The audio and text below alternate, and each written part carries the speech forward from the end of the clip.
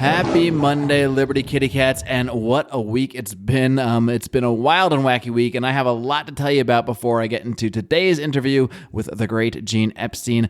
First of all, of course, since last Monday, Justin Amash actually ended up dropping out of the presidential race after exploring it. That has mixed things up a bit, but on our end, we are doing one more final presidential debate that will air live Tuesday night, 8 p.m. Eastern on our Facebook page, facebook.com/Lions of Liberty. It will feature Adam Kokesh, Judge Jim Gray, Joe Jorgensen, Jacob Hornberger, and Vermin Supreme. This is one of the last stops on the road to the online convention, so you got to check that out. Another thing I got to tell you about, this is very important because it involves me. Yes, your host, your shining beacon of liberty. I gave a talk at Mikkel Thorup of Escape Artists. He's putting on this amazing Offshore Escape Summit from June 1st to 5th. It's all online, a ton of amazing speakers, guys like John Perkins, who's been on the show before, Bobby Casey, a lot of big names in the expat world, in the financial world, plus your shining beacon of liberty, your favorite podcast host, Marc Claire. What more could you ask for? All of these names are coming together to help show anyone how you can escape oppressive government control, eliminate your tax bill, build generational wealth, travel the world, and regain true freedom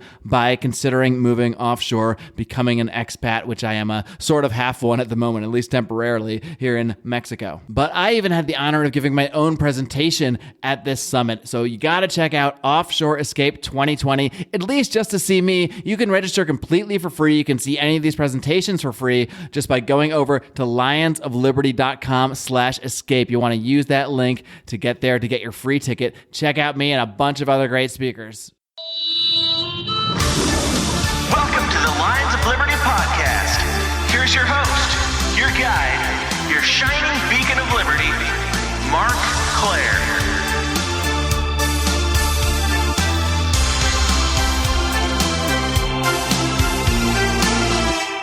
All right, kitty cats. My guest today is a very special guest. He is a former editor at Barron's Magazine. He runs the amazing Soho Forum debate series in a place where he is currently on some form of lockdown in the heart of Corona mania there in New York City. I'm very pleased to welcome back Gene Epstein. Gene, are you ready to roar? Well, Mark, first of all, it's great to be back with the fastest talking podcast host that I know.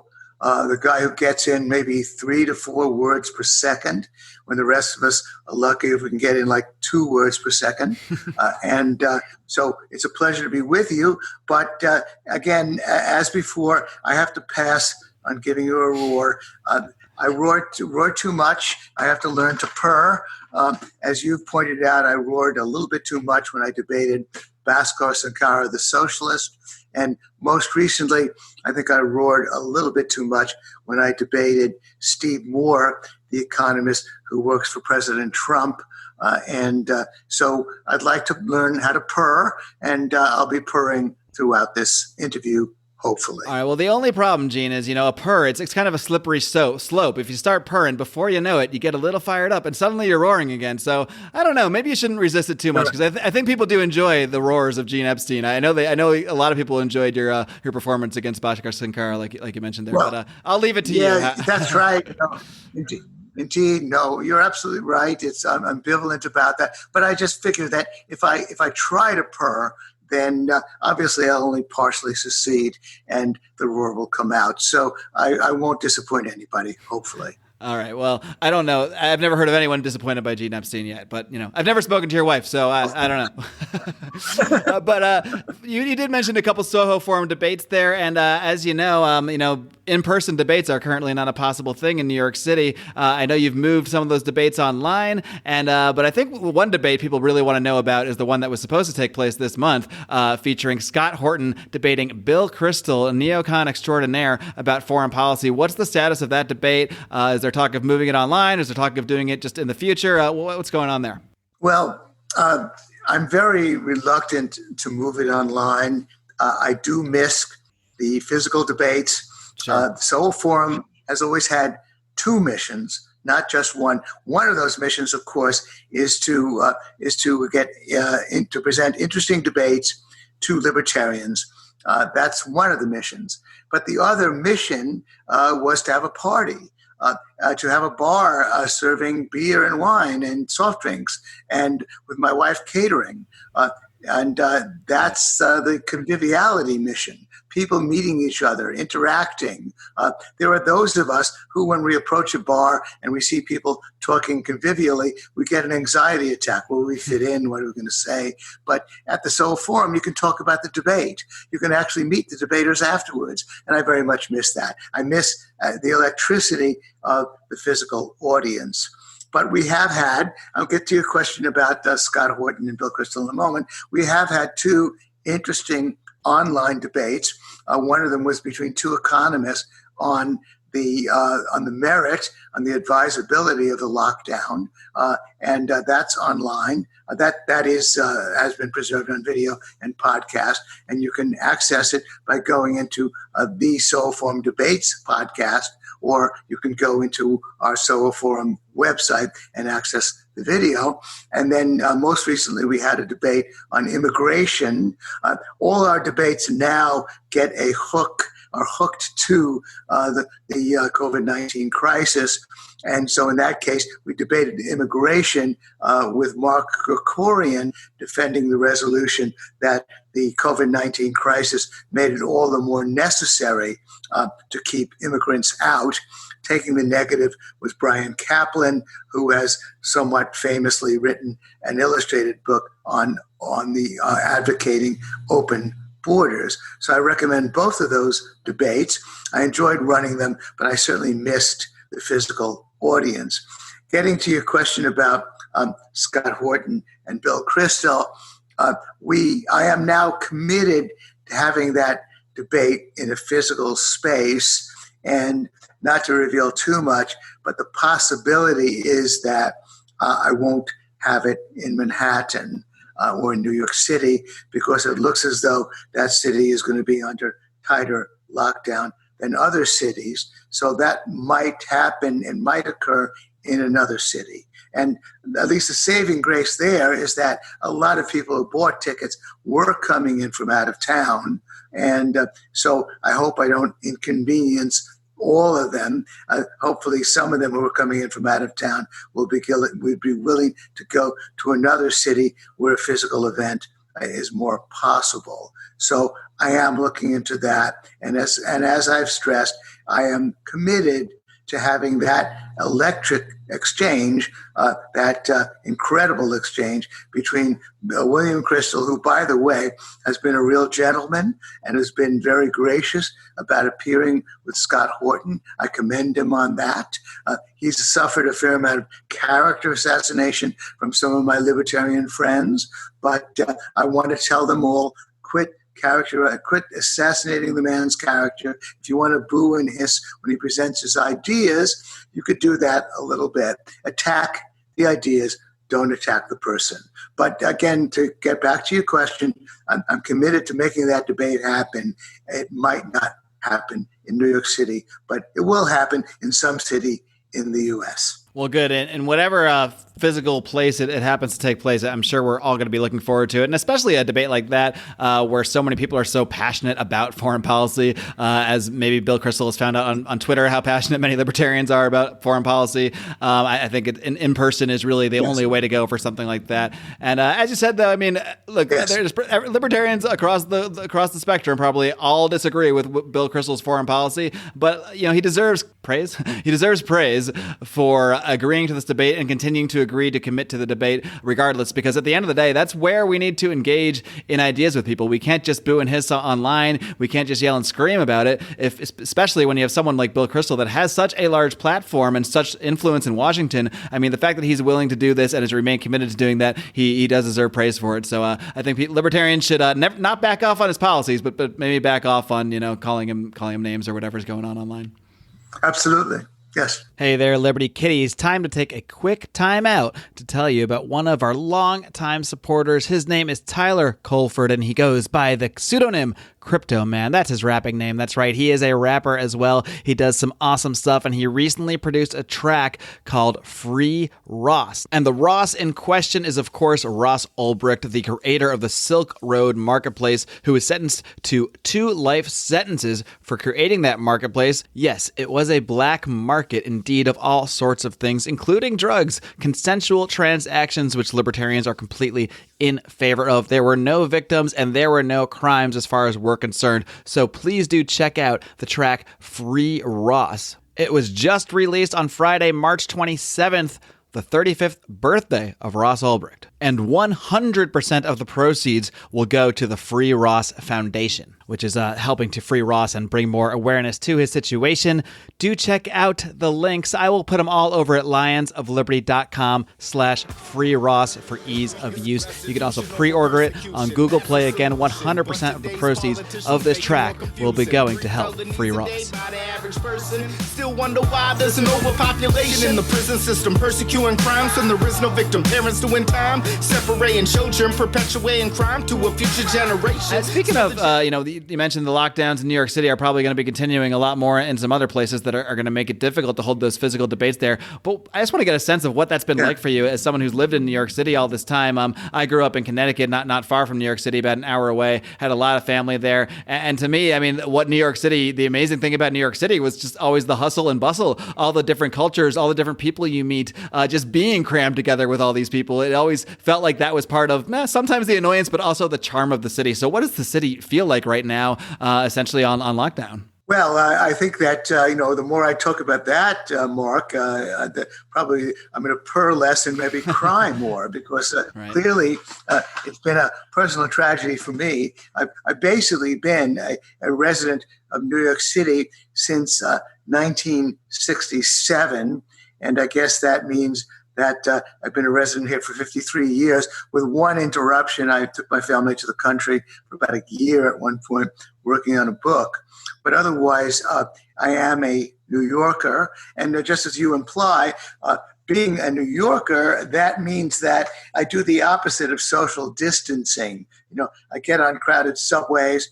I go to Broadway theaters that are sold out. And on top of that, of course, I run the Soho Forum. That's a basement theater with a bar. And there, too, we do the opposite of social distancing. Right. We hobnob, we meet, we embrace, we shake hands. We do all of those things that human beings like to do, except we sort of take it to a new level, a special level of intensity. We have restaurants, we have theaters, we have concerts, all of those things that I partake of.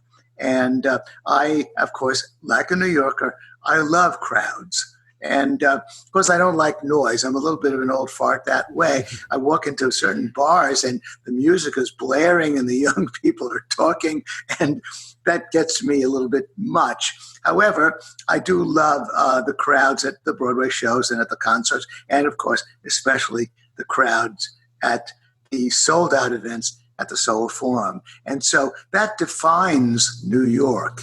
And now, of course, I mean, I'm not somebody who goes to sporting events, but of course, I could speak to those people as well. Clearly, sporting events are all about people sitting relatively close and yelling and screaming, and occasionally spitting. So clearly, those cultural events have got to go on. We've got to conquer this somehow, because that's a way of life that many of us love and want to hold on to. And so it's been a tragedy for me to see it all shut down.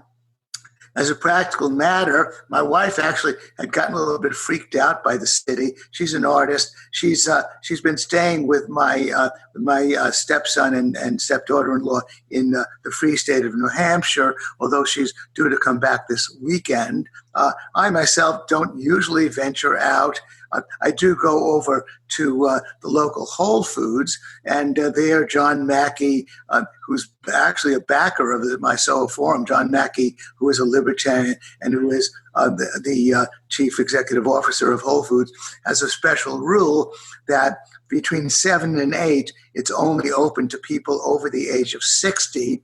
There are actually cops outside, maybe more cops than are necessary, who check your driver's license to make sure you are over 60. Since I'm 75, the math isn't too difficult for them to admit me between the hour of 7 and 8 to buy food. So it's sparsely attended, and you get out pretty quickly because, again, it's limited to people over 60. So that's been a real advantage for me. And otherwise, I get my alcohol delivered. And on top of that, I do go over to the Walgreens every once in a while to pick up a couple of medications. But beyond that, I don't do too much, but I do have the advantage of a very large loft apartment that my wife has owned for many years.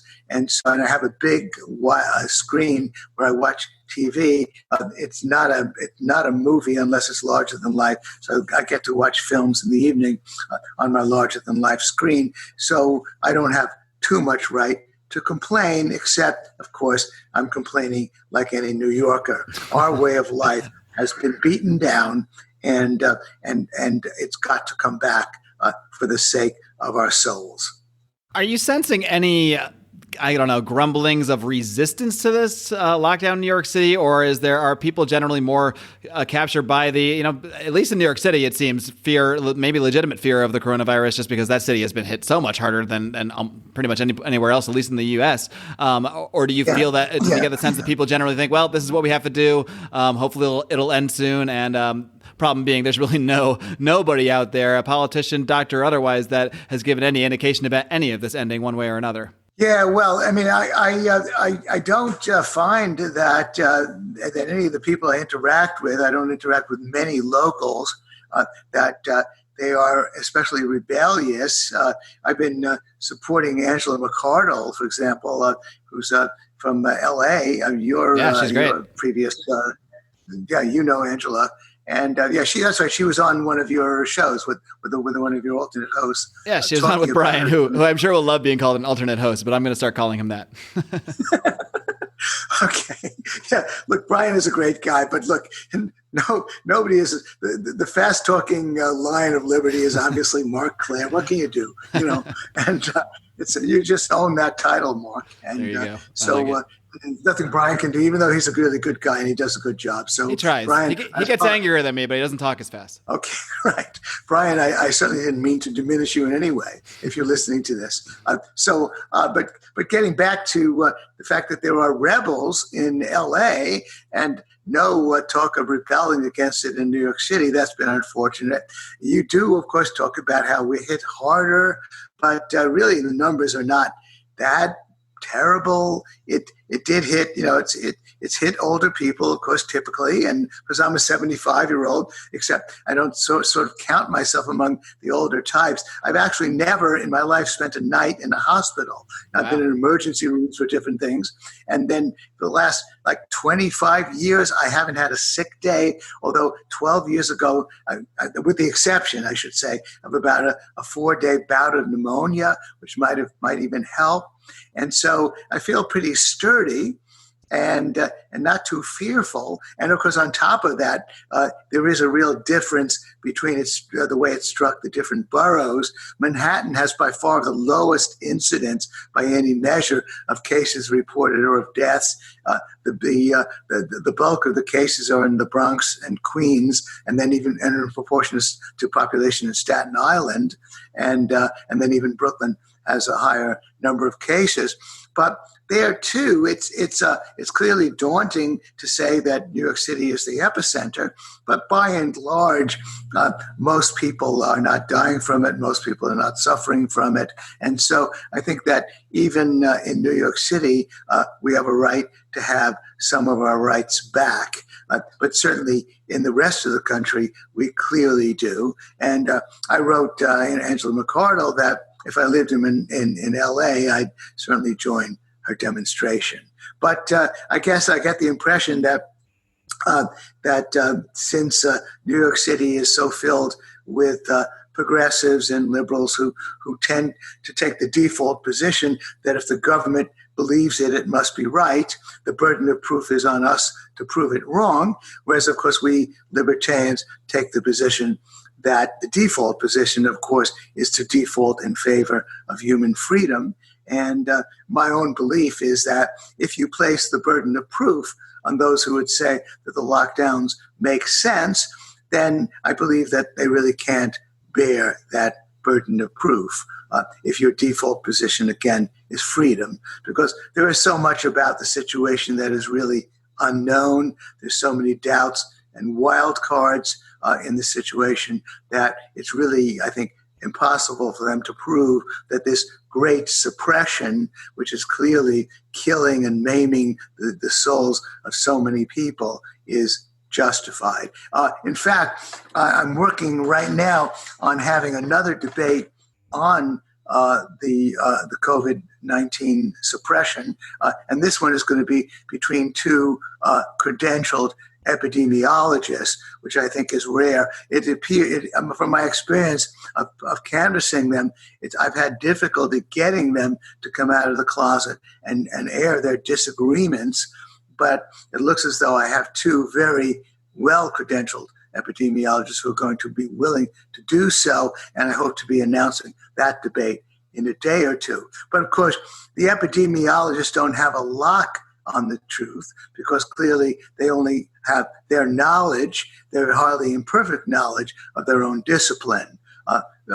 Ultimately, of course, it's all about, again, putting the burden of proof on those who would justify the Great Suppression and recognizing all of the costs to human life and human and morbidity coming in from what the Great Suppression has caused. Well, Gene, this is why you're a great guest, because you introduced my segues for me, because that's exactly what I want to get into for the rest of the show. About a month or so ago, you wrote an article over at AIER, good friends of ours over there, titled Anatomy of the Great Suppression, which you've mentioned a couple times here. So let's dig into exactly what the meaning of that term is and why. I don't know if you came up with it. I think you're the person I heard say it first. But what exactly is the Great Suppression, as you've dubbed it here? Well, I did come up with it, and it was the phrase I put into the language, although it's only partially caught on, very partially caught on. And of course, it's really just a sort of play on language, because we have to ask: is this a downturn, a recession, or is it a depression? And so I said, well, let's use the word shun, but and that's when my verbal rumination began, and I realized, well, let's call it something else. Let's call it the Great Suppression, because it wasn't brought about, as I explained in the article, by what are the theories that I subscribe to, conventional business cycle, Austrian business cycle theory. It wasn't brought about by malinvestment. And as I point out in the article, Murray Rothbard, who was one of the big defenders of Austrian business cycle theory, stipulated that there can be downturns that are due to plague or downturns that due to government meddling of some kind or another. And in this case, of course, it's more than just meddling. It's government decree that that capitalist acts between consenting adults cannot happen. And so that's a suppression of economic activity. It isn't conventional business cycle development. It's not a conventional business cycle downturn. And so I wanted to make that point clear, and part, of course, to my Austrian friends, because while they might claim that the U.S. economy was headed for a fall due to conventional business cycle theory, that there was a buildup of bubbles and malinvestment, that's a claim they can make, but at least they have to acknowledge that it came suddenly in March because of the suppression by government. So that's why I call it the Great Suppression. But beyond that, I've argued that when you look at least, when you round up the usual suspects about bubbles and malinvestment, you find that despite what's been said about the stock market, conventional price earnings ratios were well below the bubble levels of the year 2000, 98, 99, and 2000, when there was indeed a bubble in the stock market.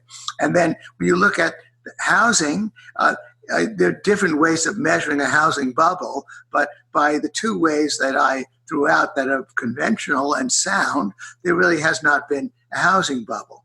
There is a bond bubble in the sense that interest rates are way too low and unsustainable in the long run.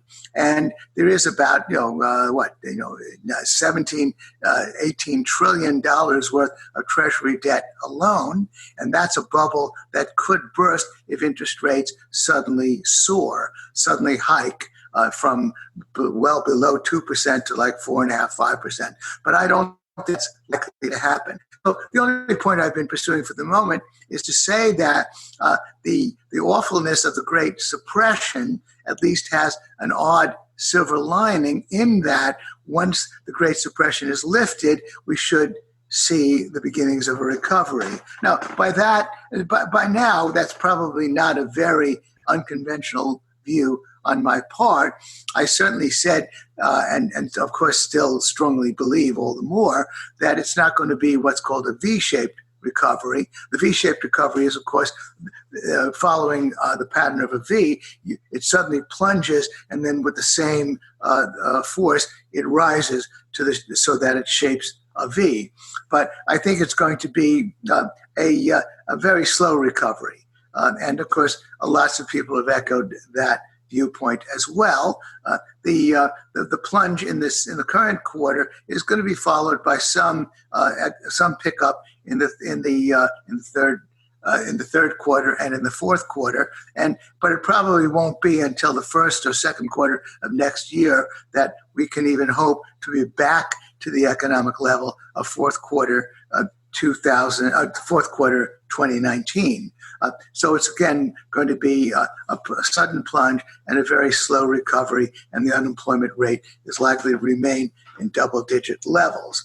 Because on top of that, it's being impeded by disincentives from government, most notoriously the $600 extra per week that people on unemployment insurance are receiving has meant that the majority of people are receiving an unemployment insurance check of in excess of $900 a week, which is more than many of their former employers could pay them. So they're likely not to want to go back to work until that $600 runs out, and that's not going to be until early August. Let's hope at least that in this election year, the government isn't pressured to renew that $600. I don't begrudge people their money, but I do think it's unfortunate that they're going to have disincentives to go back to work. I don't blame them, but I do think that the government could have pursued another policy. If they wanted the $600 subsidy, they could have also applied it to people who go back to work. There could have been many other flexible plans to pursue that. But again, to recap, it is a Great Suppression. It's happened suddenly. It's happened because of the government clampdown. But at least there's some hopeful signs that at least outside New York, parts of the economy are beginning to reopen. And so I think that we'll climb out of it. And again, of course, on a prescriptive sense, I believe that setting aside New York City, which is more debatable, but even there, I would argue that the Great Suppression was never a prudent plan. Once you consider all of the ambiguities, especially the point about herd immunity, the point that herd immunity is really ultimately the only way to lick this problem. Herd immunity refers to the idea that a majority of people are infected. Of course, in this case, the majority are mildly infected. And a mildly infected population means that they develop immunity and then they can't infect each other. And meanwhile, we protect the resources that government was going to use could have been allocated just and targeted to protecting the elderly, and protecting the obese, people who are otherwise frail and susceptible to dying from COVID-19. weird and crazy policies were pursued by Governor Cuomo of New York State, he actually required that nursing homes accept old people who have the virus. And that, of course, is the reason why I gather that more than half the deaths have occurred in nursing homes among old people. Of course, I speak of people being old, even though I'm 75, and for some weird reason, I don't put myself in that category, since, as mentioned, I seem to have more energy than most 75-year-olds. And as mentioned, I've never even spent a night in a hospital. So, Gene, one thing I hear a lot, in the media when they're reporting the economic problems, they're reporting unemployment numbers and that sort of thing, you often will just see the headline that says, due to COVID-19, due to coronavirus, when in the reality, as you've described here, most of the economic destruction is coming from the response, the government response, the lockdowns and that sort of thing. I am curious, though, because a lot of people will argue, like, look, we'd still have this virus, even if there weren't lockdowns, there still would be companies responding. There would still be people out of work due to the virus itself. So I'm curious, what do you think this contraction or these economic problems would look like if the government wasn't responding, but there was just a virus that the free market was dealing with? The NBA shut itself down before the government did anything. Major League Baseball shut itself down before the government did anything. So clearly there would still be economic problems related to this, even if the government was hands off. So I'm just kind of curious what you think that would look like if government wasn't responding with such a heavy hand and using the only thing it has at its disposal, which is, of course, the use of force. Well, that of course, is a key question and a very fair one. And certainly we can look to places like Japan and Sweden, where unemployment is lower because they really didn't have as you know, they didn't have a very severe lockdown, although, of course, they've had a great deal, as you indicate, a great deal of voluntary withdrawal from the marketplace. So that certainly would have happened, but and it's difficult for me to put a number on it. I will say, however, that I do think that the unemployment rate would have been much lower than officially. Why? Because clearly a lot of, just for starters, of course, to use the most notorious case, the drive-ins probably would have found workarounds, the drive-in movie theaters. Now, of course, they don't employ a whole lot of people, but they're a good example of how the government's heavy hand didn't even spare the 300 drive-in movie theaters we have in this country. And interestingly, when it was written about, people were objecting, well, people who go to drive-in movie theaters do have to use the bathroom, and then there's the food concession stand. But clearly, people who talk that way don't allow for the possibility that businesses can find workarounds, that if you just leave it to the marketplace, businesses that do want to continue to operate might have found ways of doing so. And clearly, restaurants would have spaced people further apart.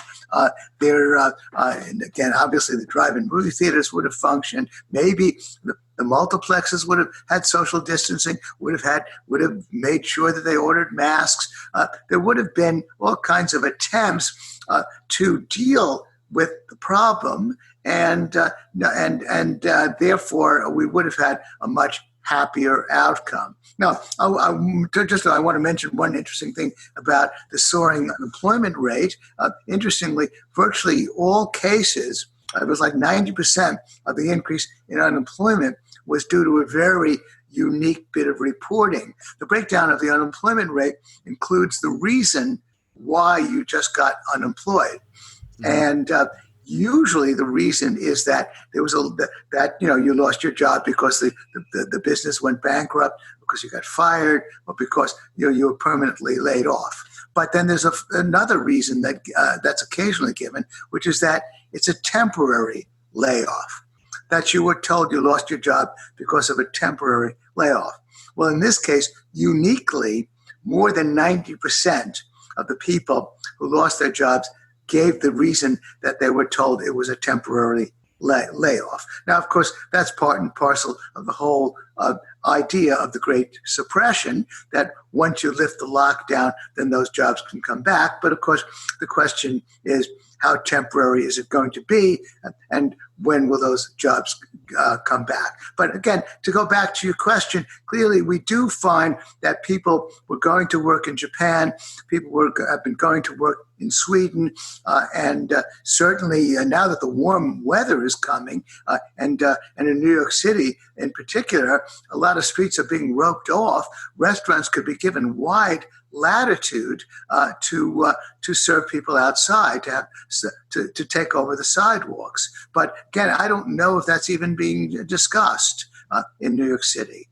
So again, I believe that while there would have been a slowdown, of course, a severe slowdown in economic activity that would have been voluntary, there certainly would not have been anything quite like what we did get from the lockdown, because again, we can't minimize human ingenuity in finding workarounds for different problems of this kind.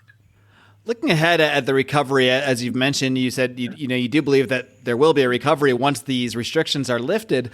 I'm curious how you picture that really playing out. You mentioned it's not going to be a V. It's not just going to shoot right back because, I mean, there's so many small businesses that I'm already seeing at the local level and just stories I've heard that are just permanently shuttering their doors. They've already lost too much business. They already had maybe really small margins and they just have to close now because there's nothing left. So I'm curious how you see the long-term consequences of maybe so many small businesses going under, maybe people going into debt or not being able to pay their bills, even when they get their jobs back, still having to deal with some of those problems. But I'm also curious how you see the tie-in of all of this new debt or new money. I'm not even entirely sure exactly how they're financing all of these stimulus and relief bills, but there's already been, I think, a couple of them, and there's a couple more on the table that include, more cash payments to American citizens, and more debt, more money printing. How do you see all of that affecting the recovery as well? Well, taking your, indeed, you just answered your own question. How are they financing it? That's how good I am. What's saying, Mark? I'm sorry. That's how good I am, answering my own questions. Well, through money printing. Exactly. Yeah, they are, they of course, it's a metaphor. They don't actually print it unless, of course, you want it in actual bills, in actual paper money, but they create it electronically, and there's trillions of dollars of new money that's being created, and that's of course trillions of dollars of debt that's being put on the books, mainly of the U.S. Treasury. And that again, I think that it will be possible for the government to kick the proverbial can down the road. I don't see a real disaster occurring from that huge pileup of debt in the next few years.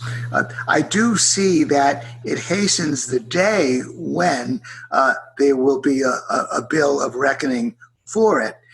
The Congressional Budget Office has predicted that the U.S. economy could face a fiscal crisis in about 15 years from the pileup of debt. And so that day of reckoning probably is going to occur, will of course definitely occur several years sooner than originally forecast because of the several trillion that they're piling up. But I believe that it's likely that the low interest rates or the zero interest rates, almost in certain cases, are going to be maintained.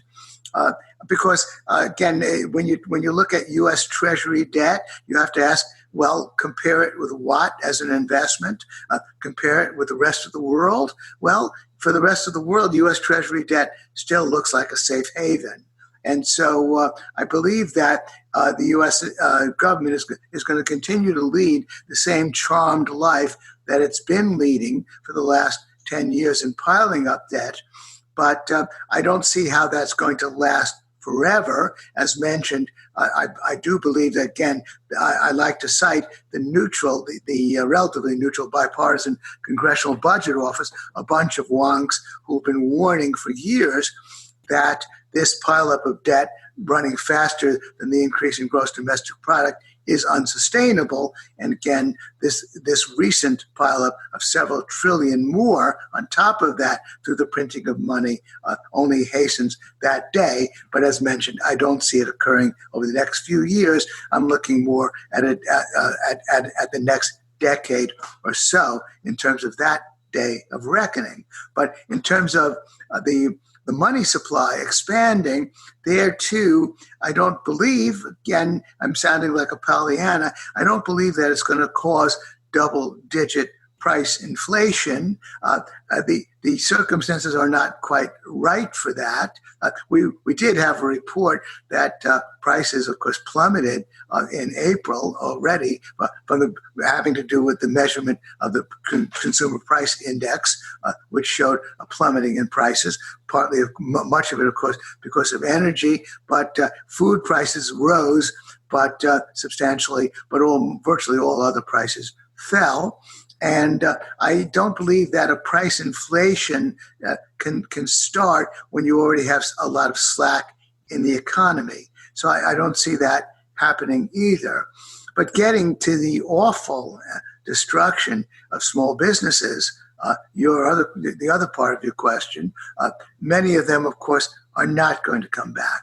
And but then larger businesses will expand. Obviously, as you perhaps know, Amazon, whose stock has been rising, which has sort of like become this sort of nanny to the country, basically bent on providing us with food and virtually anything we want delivered, not only expanded its staff by 100,000, but is now bent on employing another 75,000. People, because there's so much delivery now, people are getting jobs. People who drove Uber are getting jobs delivering stuff to people. So there is the U.S. economy and the labor markets are very flexible if allowed to operate. And so there will be a fairly, in many cases, a very rapid resorting. Now, again, going back to your question, I mourn the death of many of those stalwart small businesses that were struggling to get off the ground and might have gotten off the ground had the government not locked them down.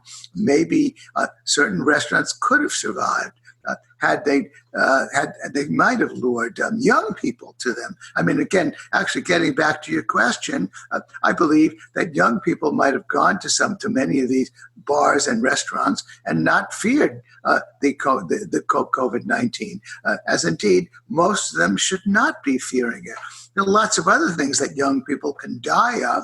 Probably young people will die over the next year or so, far more from accidents and other things that young people normally die of than from COVID-19. And so those young people could have gone to those restaurants and bars without fear. Older people like myself might have stayed away. So all of those things could have been sorted out, but didn't. And many of those small businesses are going under.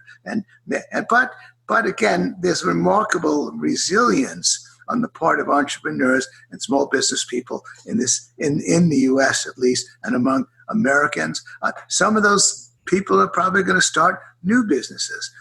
Again, I don't mean to mitigate the tragedy or apologize and minimize it by saying it's not tragic, but I believe that in a year or two, small business formation will resume, and some of those people who got badly scarred by the loss of their businesses will be coming back. I'm curious if you think there will be certain geographic areas that fare better at the end of the day, whether it is because remote work might become more common and perhaps that will see people fleeing cities to places that are much cheaper if they can just work remotely. At the same time, I know where I call home in Los Angeles, sometimes anyway, they're saying they're going to extend this lockdown for 3 months right now, and who even knows if they're going to extend it beyond that. And the conversation seems to have completely changed from flattening the curve to at least the way the mayor of Los Angeles and the governor of California both speak. Now it's basically become, we can't unlock the economy until no one can get the virus ever again. So, which is obviously something that could never happen. So it feels like in some areas, maybe it's just because the topic has become so politicized. You know, if Trump says to open up, then they have to say not to open up. But I'm just kind of curious if you see certain geographic areas, whether it's due to politics or just natural effects we might see from more remote work, that fare better in coming back sooner, whereas other areas might be in a worse off position. Yeah, well, You know a little bit more about L.A. than I do, because I guess foolishly tend to think that Angela McArdle is going to get her way, but I know that's naive. The support's not as strong as we might want to believe. But there are at least some fiery activists that are out there, speaking out about it. It's the triumph of hope over experience. I will stick my neck out first of all and say, Mark, that I believe that while the politicians are probably going to try to take the stance that they want to be conservative and save lives and stick with what they know best, which is suppressing people, that eventually they'll have to succumb sooner or later, probably sooner rather than later. They're going to have to back off, and even in LA, they won't get their way, and they will probably have an out. They will say, well, I'm allowing it under protest. I'm warning it could be a problem. Of course, Democratic politicians are holding on to this idea because they are anti-Trump, and I'm in many ways anti-Trump myself. But I do think that the lockdown should be lifted. So again, first of all, answering your general question, I do believe that that the lockdown is going to be lifted, even in areas where politicians are saying, well, we can't lift it unless we have a vaccine or unless we do something that is not likely to happen in the near term. I think the lockdown will be loosened. But getting to your other question, do you think that just to interrupt? Do you think that is because there will become so much public anxiety or just public support for opening up because people do have to work at some point, that they're not going to be able to resist the public sentiment if they want to even keep their jobs or not have. Yeah, right. Exactly. That is the way I feel, and of course that could be just me talking and maybe just you talking, Mark, because we tend to think that other people feel as we do. Right. But clearly it is a matter, certainly if the unemployment insurance supplement doesn't last through August, then there'll be a huge groundswell of protest among unions, in particular workers in general, to get their jobs back. And and again, I think that Americans generally are feisty and independent people, and so again, I think that the tide is going to be too great for most politicians to resist. Clearly, Trump is going to be, and the Republicans, well, the Republicans, at least who support Trump, are going to be arguing for that as well. So they'll have some allies in government, and so I think that. There will be, well, of course, it will happen. It won't happen right away. It's going to happen over the next few months, but I think that it will happen by and large in the economy. But getting back to your point, but there will still be plenty of businesses that will not be able to come back. And that's why, again, as measured, the recovery is going to be very slow. So that's my hope. My hope that is translated into a forecast about how people are going to feel. But getting to the other part of your question about the differential effects, there's for me the big unknown. And there, of course, I'd have to duck your question, is how will New York City come back? New York City, and of course other places, sporting events. Circling back for the moment, when you think about all of those people who want to go to big sports stadiums to see major events of that kind, difficult to believe that you can really tell them that that's gone, that the excitement of going to a football game will never happen again, or that it won't happen in the near future. But with respect to how you resuscitate New York City, how you allow New York City's cultural events to happen. I noticed that the announcement was that Broadway is shut down until at least through Labor Day, and maybe further than that. Maybe it will be beyond that. I believe that something has got to happen. And of course, that's maybe the vaguest statement I've made through this interview.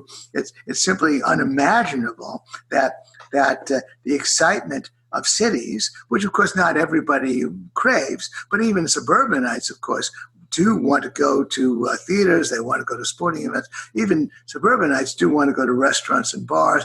And and again, I didn't mean to diminish suburbanites. And even people who live in the country like to do those things as well. And so those things have got to come back. We've got to find workarounds. And it may well be that the only solution will be ultimately to protect the elderly and let the rest of us take our chance with herd immunity.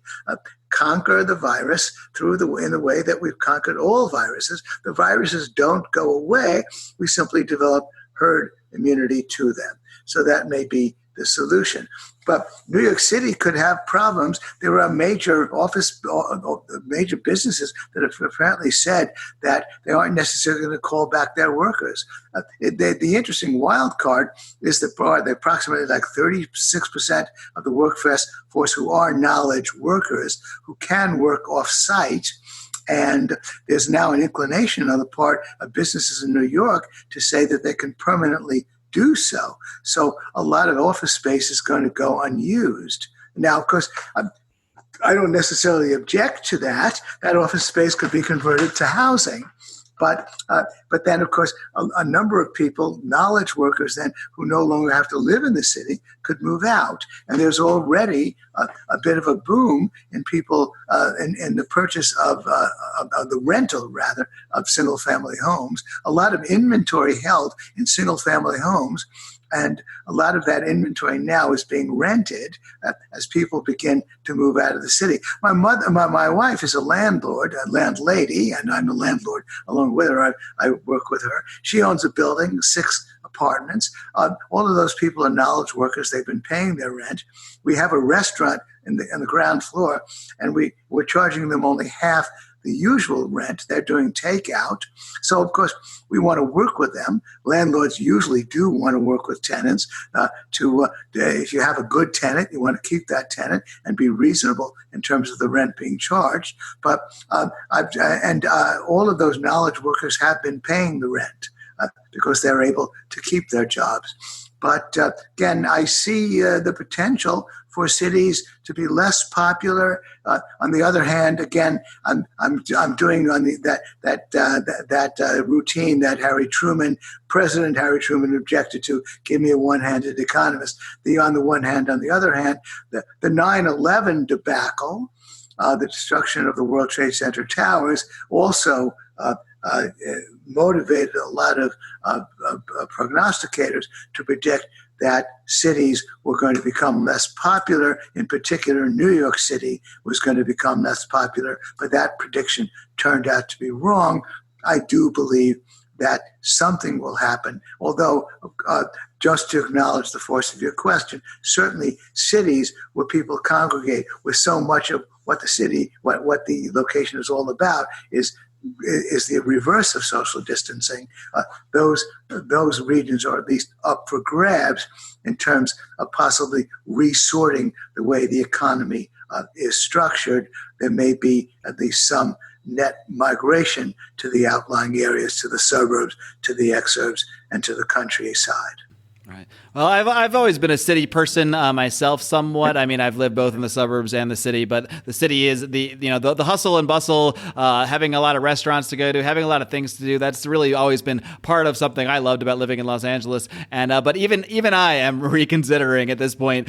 Just maybe it's more of a gut reaction just to the over the top response of our local government there. But even I'm reconsidering somewhat of a different life at this point. So we shall see. We shall see how things play out. You're a lot younger than I, Mark. I'm stuck. I'm sort of another Woody Allen, and the city is my home. And I like to visit. I grew up in the suburbs, and I don't disdain the suburbs. Sure. I see I miss being able to do charcoal broiling. Although I used to do it on a terrace in a co-op I owned in Midtown, in Upper West Side rather. But I do feel that, you of course in a way are speaking for a certain group of people that clearly you're more typical people who like the city, like the urban life. On the other hand, you could see that you might be open to alternatives if given the new circumstances. So maybe that's going to happen. We'll see.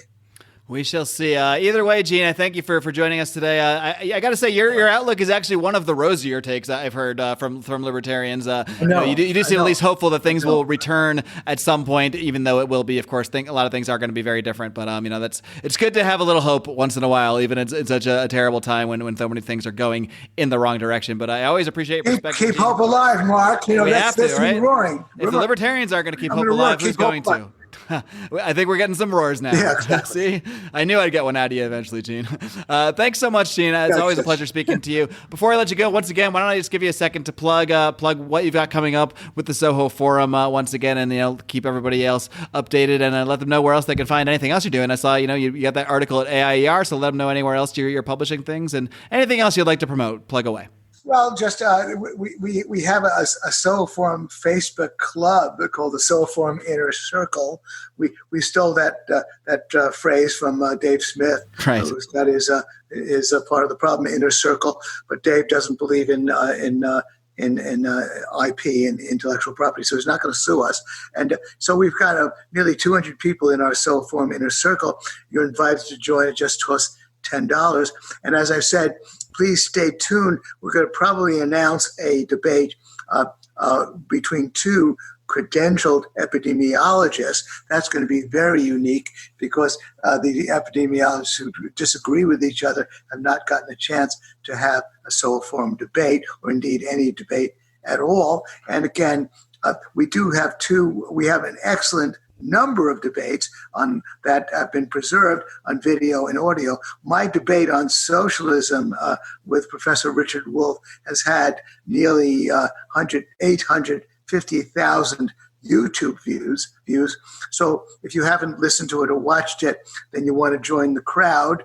My debate with Vasco Sankara on socialism has had 75,000 YouTube views. And actually what impresses me is that the debate with Richard Wolff has added 250,000 extra views since early March. So even though it looks like people are only interested in COVID-19 issues, apparently another 250,000 people wanted to see me debate socialism with Richard Wolff, and that's been quite heartening. But again, go to our Soho Forum website, sohoforum.org, to get an announcement about our next online debate. And getting back to your key question, yes, we're going to do the Horton Crystal debate, possibly in New York City, possibly in another city, but certainly I pledge in a physical venue. All right. Well, that is something to look forward to, regardless of when it takes place. That is hope right there. So, Gene, thank you so much once again for coming on. Keep up the great work and keep on roaring or purring, whatever you choose. Pleasure, Mark. Bye-bye. Thanks, Gene. All right, Liberty Kitty Cats, that about does it. I hope you enjoyed, as I did, as I always do, my conversation with the great Gene Epstein. Really looking forward to someday in person that Scott Horton Bill Kristol debate. So be sure to keep an eye out for that. In the meantime, boy, oh boy, what a day, what a week we've got coming. One of the last stops on the way to the Libertarian Party Convention is the final Lions of Liberty debate, Tuesday night, May 18th. Co-hosted by myself and John Odermatt. It will feature Judge Jim Gray, Adam Kokesh, Joe Jorgensen, Jacob Hornberger, and Vermin Supreme. Those candidates have been determined by a series of criteria, including votes from our Patreon supporters. So you got to get on that Patreon for many reasons. For all the amazing bonus content we do, all the extra live streams we do, our Mufasa call for 25 and up members, our Nittany members who get to produce a show every single month on this podcast feed. There are so many perks to being in the Pride. But for as little as $2 a month, you can get in there and just join the secret Facebook group. That's all that costs you to get in there and get access to those votes and have your voice heard. So that is how we came up with this lineup for the final debate. Really looking forward to hosting that. And we're going to do our best to cover the online portion of the Libertarian Party Convention, the presidential and vice presidential selections that are supposed to take place this weekend. We'll see how it all plays out. There's been a ton of controversy, but we're going to be there, especially for the Pride, our Patreon supporters who are always going to get access to that bonus content first. But we're going to definitely cover it at some point over the weekend. We are all delegates as well, myself myself, Brian, John, and Howie, at least I know, are all delegates. So we're watching and listening just as we're doing these things. So please do check out the final Lions of Liberty debate. Please go ahead and accept the invite on Facebook. You can go over and see the event on our Facebook page at facebook.com/Lions of Liberty. And we're really hoping we can give people one more look at these five candidates together, making their pitch to the delegates. And we'll see how it all plays out. And we will be here roaring and roaring and roaring along the way and trying to get you the best analysis we can provide here at Lions of Liberty. I also want to remind you, of course, about our Patreon. As I mentioned, you can get so many perks on Patreon, but a great perk we have right now is that 10% of our Patreon earnings are going to help our friends at DonorSee and their battle against coronavirus. You can check out all their projects at DonorSee.com/coronavirus. We have already funded a couple great projects with our Patreon money, so it's amazing that we're able to make some money from this podcast, pay for what we're doing, pay for our equipment, pay for all the coverage we're able to provide you, like doing these debates, while also helping people around the world who truly need help in some really tough times that they're facing, not just because of the virus, but because of lockdowns, because of supply chain issues. So we're really helping people around the world for pennies and pennies on the dollar of what it would help to help people here in the United States. So that's one benefit you can have just by joining the Pride, knowing that some of that money is going to help people, while it's, of course, helping your favorite libertarian podcast grow and grow and grow. And, of course, it's not just me here on this podcast. We also have my good friend Brian McWilliams slapping you upside the head with his special brand of comedy, culture, and liberty every single Wednesday on the Electric Liberty Land, while John Odie Odermatt wraps things up with his incredibly inspiring and hard-hitting look at the broken criminal justice system on Felony Friday. That's why you got to hit that subscribe button wherever it is you listen. And while you're there, maybe you'll feel like giving us a 5-star rating and a great review. That's just up to you. But either way, we're happy to have you here roaring with us each and every week, and we will continue to do so until the darn ends of time, as far as I'm concerned. Until next time, my friends.